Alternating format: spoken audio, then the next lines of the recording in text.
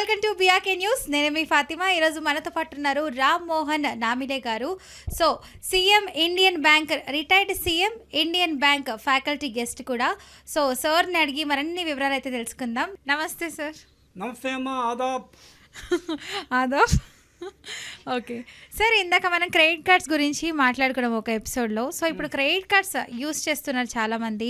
So వాళ్ళకి సిబిల్ అన్నది పడిపోతుంది అనమాట. సో మేజర్లీ సిబిల్ అన్నది ఎంత ఉంటే బెటరే, ఎందుకంటే క్రెడిట్ కార్డ్స్ యూస్ చేసి కట్టకుండా మీరు చెప్పినట్టు ఒక 1 మంత్ తర్వాత మళ్ళీ 1 మంత్ ఛార్జెస్ పడతాయి. 47 డే అయ్యిందంటే మళ్ళీ కట్టుకోవాల్సి వస్తుంది, ఛార్జెస్ పడతాయి అని అంటున్నారు. సో ఇవన్నీ పడుతూను సిబిల్ స్కోర్ కూడా డౌన్ అయిపోతుంది. సో అలాంటి సిబిల్ స్కోర్ అన్నది పెరగాలి అంటే ఏం చేస్తే మంచిది?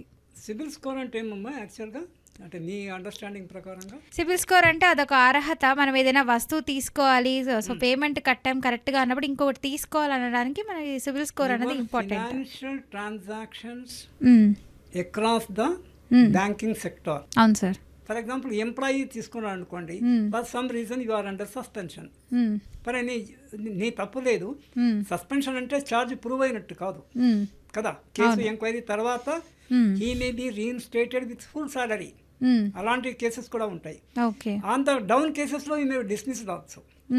అంటే నా అల్టిమేట్గా నేను చెప్పడం ఏంటంటే, నీకు సరి అయిన రీజన్ చేత కట్టలేకపోయినప్పుడు బ్యాంక్ విల్ ఈ 3R సినిమా 3R కాదు, రీషెడ్యూల్, రీస్ట్రక్చర్, రీఫేస్, ఇది చేసుకోవచ్చు. ఇక్కడ నేను చెప్పేది ఏంటంటే ప్రామిస్, సిన్సియారిటీ, ఎథిక్స్. నేను అప్పు తీసుకున్నాను, అప్పు కట్టాల్సిన బాధ్యత నాది. నేను ఈఎంఎస్ కానీ అది whatever is the terms of payment, దానికి ఒక రోజు ముందే నేను వెళ్ళి ముందు కట్టాలి. నువ్వు బ్యాంక్ వెళ్ళక్కర్లా, ఆన్లైన్ యూ కెన్ రెమిట్. అది తప్పినప్పుడు ఈ క్రెడిట్ హిస్టరీ తగ్గుతుంటుంది. అయితే క్రెడిట్ హిస్టరీ ముందుగా 7, 8, I think it's an scale up to 10, 6, 7 మీద ఉండాలి. అయితే ఒకటి, సిబిల్లో హిస్టరీయే నాట్ ఆల్. ఒక్కొక్కసారి టెక్నికల్ ఫాల్ట్ ఉండి కూడా వీడు రిపేమెంట్ సరిగ్గా చేసినా కూడా సిబిల్లో రిఫ్లెక్ట్ కాకపోవచ్చు.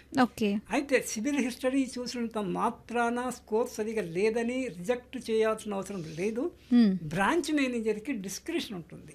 అంటే he will enquire in the market, అసలు ఏం జరిగింది, ఇది టెక్నికల్ మ్యాటరా లేకపోతే ఇతనికి ఏదో తాత్కాలికంగా ప్రాబ్లం వచ్చి ఇదైందా అనేది అవన్నీ చూసుకునేసి కొంత బ్రాంచ్ మేనేజర్ కూడా, కొంత బ్రాంచ్ మేనేజర్ కానీ రీజనల్ మేనేజర్ కానీ డిస్క్రిప్షన్ ఉంటుంది.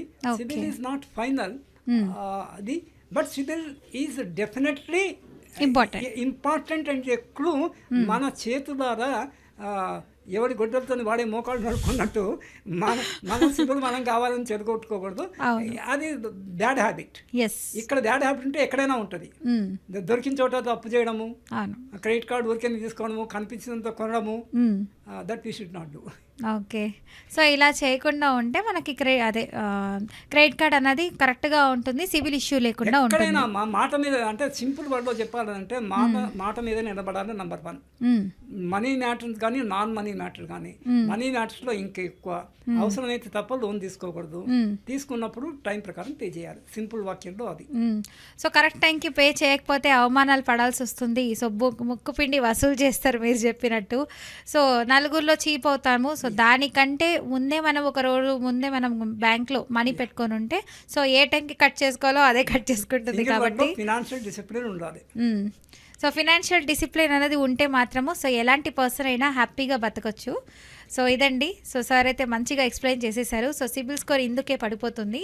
సో జాగ్రత్తగా ఉండండి. అవసరమైతే తప్ప అసలు మనీ అన్నది యూస్ చేయొచ్చు దేనికి కూడా. సో మన దగ్గర కొంత పెట్టుకొని 10 రూపాయలు ఉంటే 4 రూపాయలే ఖర్చు చేయండి.